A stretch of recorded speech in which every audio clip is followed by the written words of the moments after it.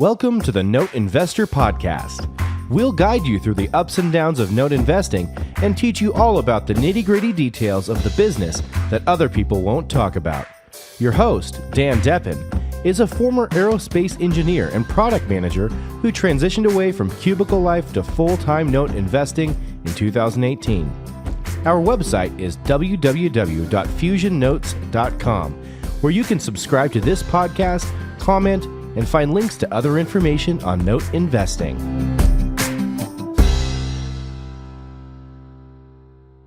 We're now on part two. Yeah. And Dan and I had a brief conversation offline where we're talking about some other areas that he wanted covered, one of which is which investment type is best for you, as there's lots of different avenues to invest and lots of different places one can invest. I did earlier talk about all the different ways in which one can source product, which does not narrow it down to one specific type or another. That's for virtually all different types that are out there. So I do want to stress, and this is, again, my humble opinion, but wise investors will pursue opportunity, as it does take place in many forms. The debates will eternally continue, but I strongly feel there's no best answer, but rather most appropriate given opportunity, capital, experience, resources, and the investor's comfort level. I have purchased first liens, second mortgages, commercial paper through brokers, partnered with other investors, direct purchases from banks, and acquired real property on the courthouse steps. First liens are generally considered safer as there are fewer ways in which they become unsecure. The greatest risks and most common mistakes with first lien investing is paying too much for the asset because of missing critical underwriting information, not properly estimating timelines and property valuation. Underwriting the property is emphasized in this scenario because it is less common for modifications, workouts, settlements, and other alternatives than taking the property back via foreclosure or deed in lieu of foreclosure. Acquisitions of first liens tends to be a manner of acquiring property prior to general MLS listing and a foreclosure sale. It's moving up the food chain. This is things that I've done in the past where I would be looking at title and seeing how it is. If this is a good deal for me, how is it that the person in front of me was able to get this at a price where they can comfortably sell it to where I still think it's a good deal? But again, this is certain determining factors certainly assist in determining the likelihood of a desired outcome, such as homeowner keeping the house via reinstatement or modification, where it is everyone comes to terms, the shortened timelines, and again, higher returns. These liens tend to be more expensive due to higher balances and largely based off the property value in addition to the investor's estimated yield. Dan, you primarily invest in first. What's your opinion? Yeah, I've only done first. I was actually going to ask you the same question because a lot of people ask me, should I do first or should I do seconds?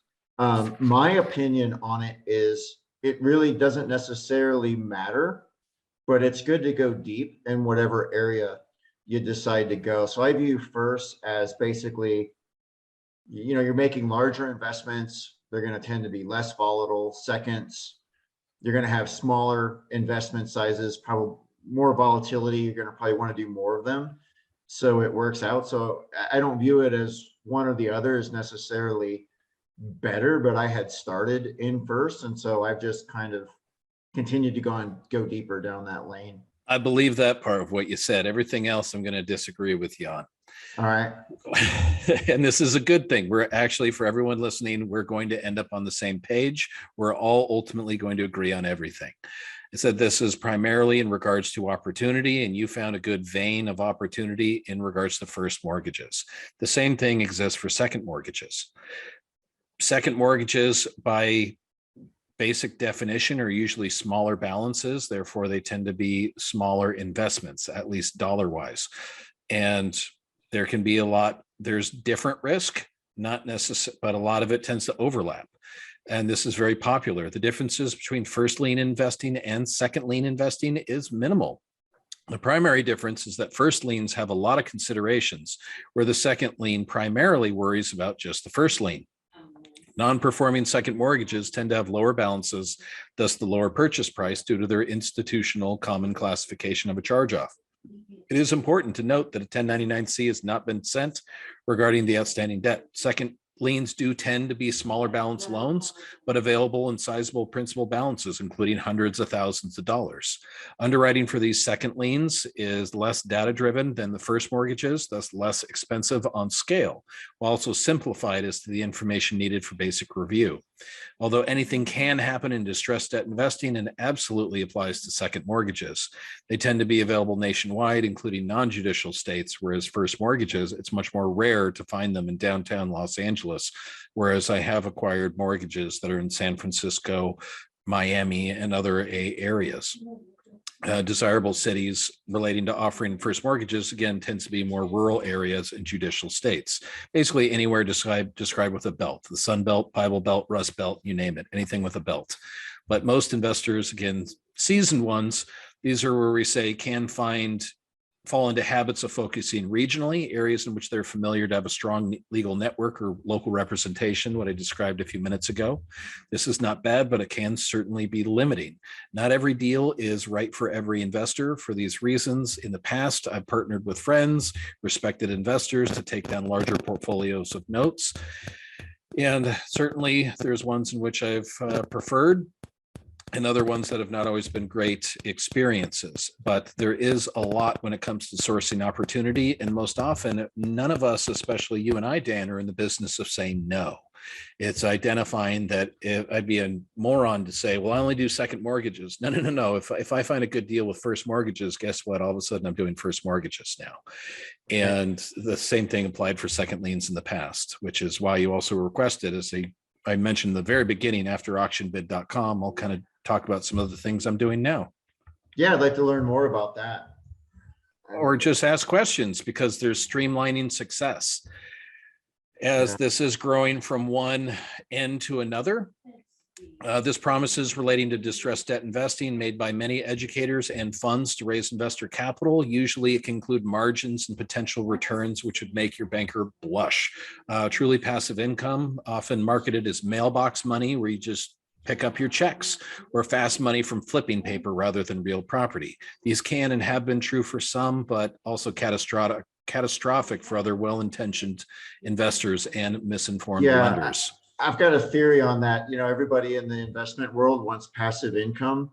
And my theory that it doesn't really exist, right? I mean, yeah, sometimes I get lucky and I buy a note or something and it just pays and I never really do much with it. But at a minimum, I'm doing due diligence up front, like I'm doing something associated with it. So usually if I'm ever getting money in the mailbox and I'm not doing anything that month, like usually that just means I did some work in the past, but it feels like it's never passive, or it wouldn't be there.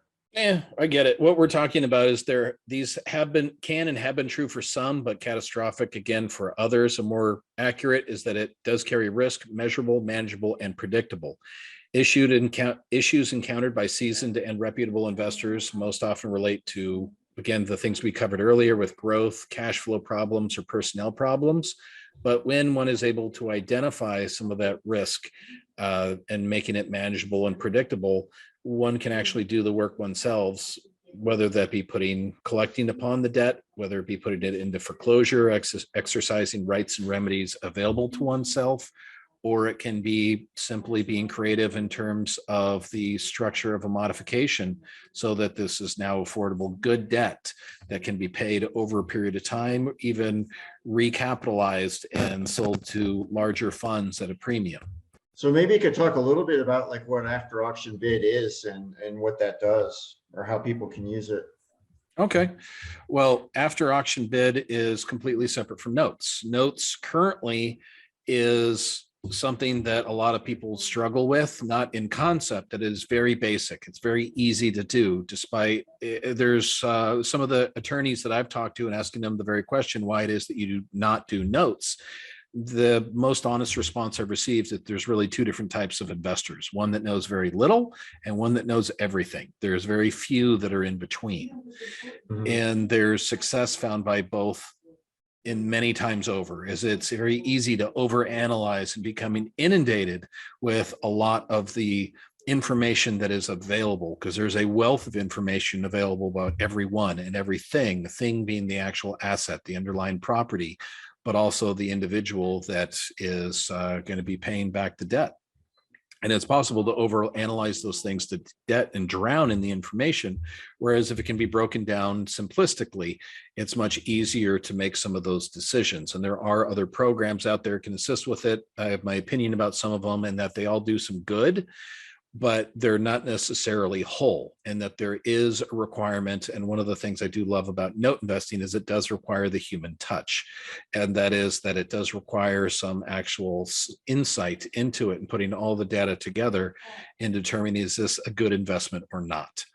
AfterAuctionBid.com is a site that is specific to the state of California. Note investing, we have to take into consideration a lot of things for that. And that would be, are they going to sue me? Is that, how long is it going to take to collect? When am I going to, what is the outcome? Is it going to be them paying me over a long period of time? Is it going to be a complete loss? Is this something where I'm going to get the property back? There's a lot of considerations that need to come into it.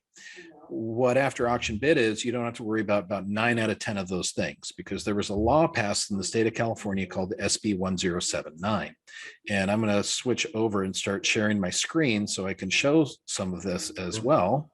So how it works is, this is SB 1079. This is acquiring real property. So there's no notes involved. There's no licensure involved. There's no debt collection involved, such as that there's no requirement for a mini Miranda. There's no licensure, nothing. Anyone can do this. And to qualify to do this, one either needs to qualify as a prospective owner occupant, and that's legally defined within the California Civil Code. And the other most popular one is an eligible nonprofit bidder.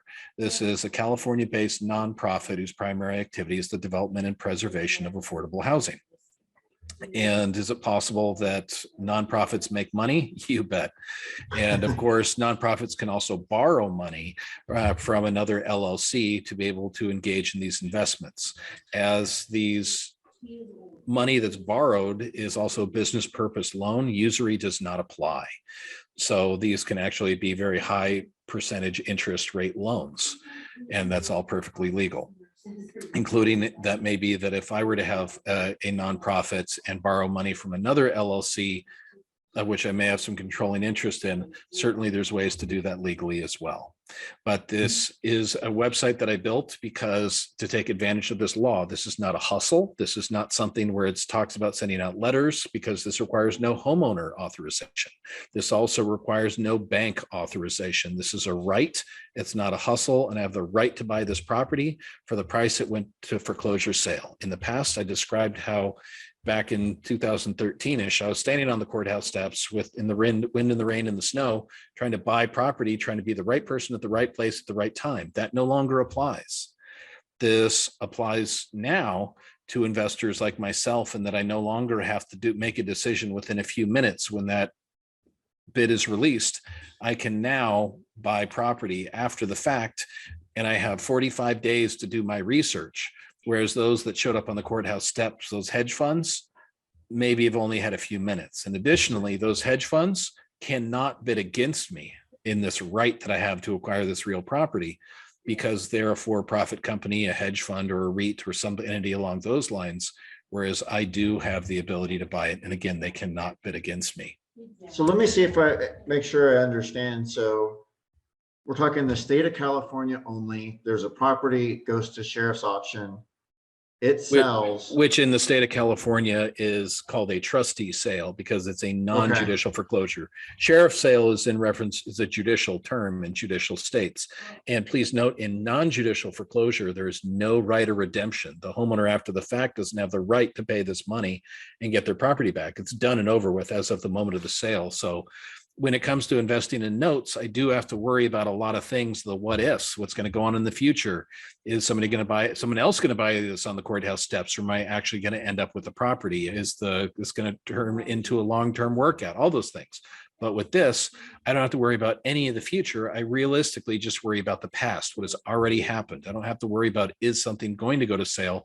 Are they going to file bankruptcy? Are they going to sue? Are they going to do a lot of these things? Because none of that applies.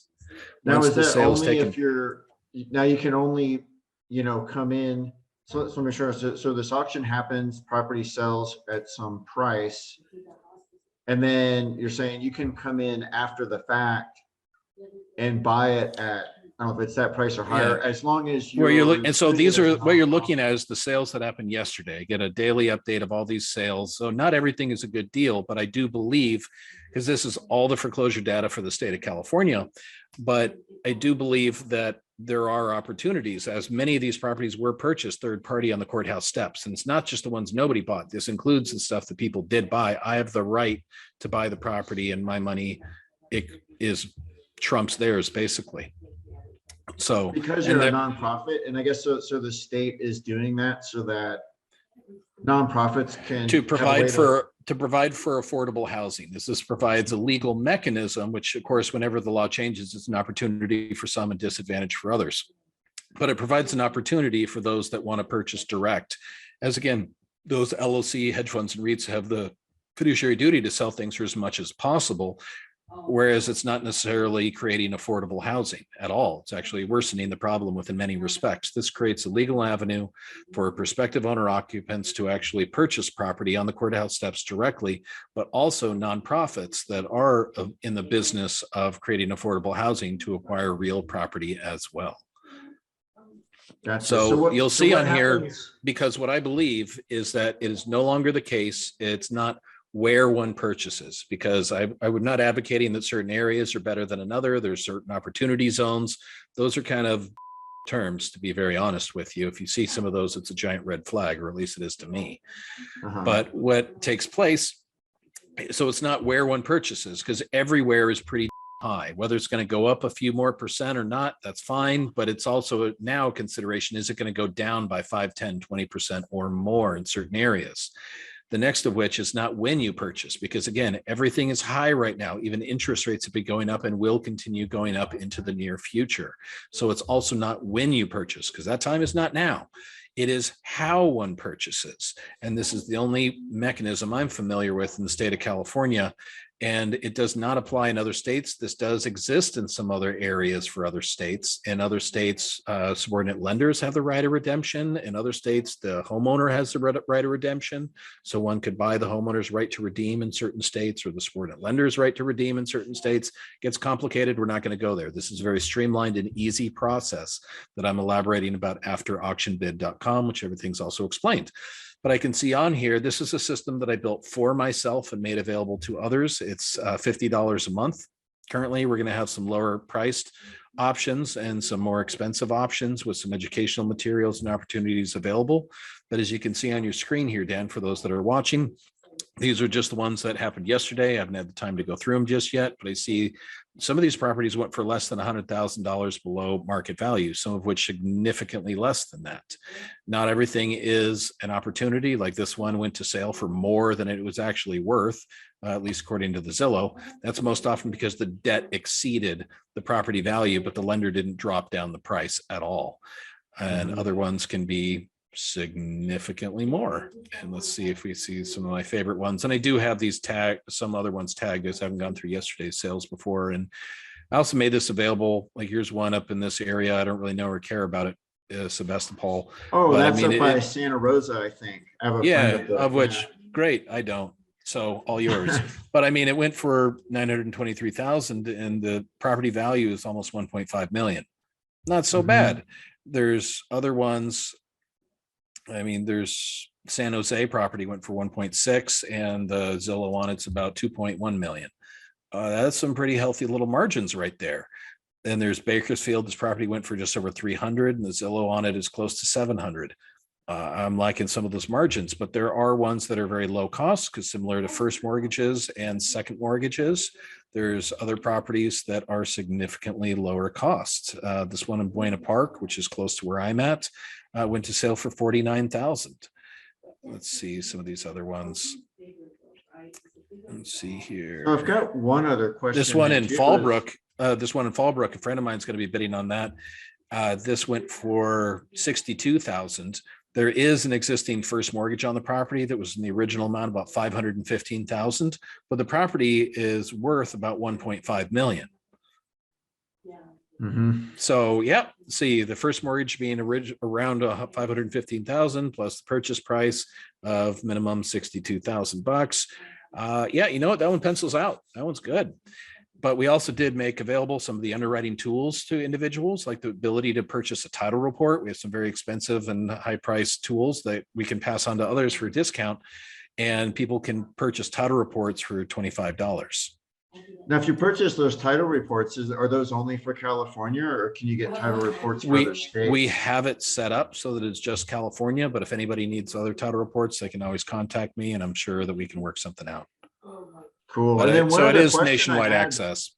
But was once you buy these properties, you're buying it with a nonprofit. Like, what can you do with it afterwards? Like, can you just turn around and resell it yes. quickly, or?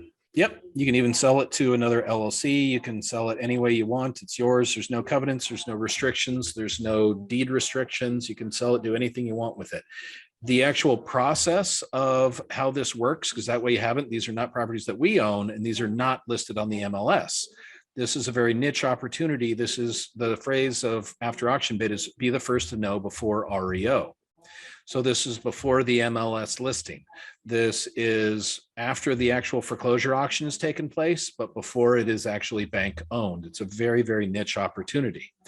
As what takes place and what the website does is it aggregates all the foreclosure sales data for the state of California. And in it, we can pick one of these properties, just any of them that look pretty good. Let's see here. What are some areas? Oh, you like this one. So the one by Santa Rosa that you were talking, yeah, whatever that one is. The process is within 15 days of the actual foreclosure sale, we can generate what is referenced as a notice of intent, because within 15 days, I need to submit this form. This form is automatically generated by the website, and it has instructions on how to submit it and where to submit this form. This form is non-binding, as it does not include any financial information. There's no bank accounts or statements or even what I might bid. It is merely fulfilling the legal requirement of submitting this form saying that I am either a prospective owner occupant, or that I declare that this is my notice of intent, and that I'm a nonprofit, eligible nonprofit, and can submit that form accordingly. That's within the 15-day timeline. Then there's another 30 days thereafter I have to fund, and my bid takes place in the form of certified funds, as it would in the courthouse steps. And there's a lot that goes into the bid. This is explained more fully on AfterAuctionBid.com. The bid is actually submitted directly to the foreclosure trustee, and this is all pursuant to the California Civil Code. It is law, it is a right, and this neutral third-party trustee is the one that'll issue the deed. If you lose, you get your money back, and if you win, you get the property. It is a blind sealed bid.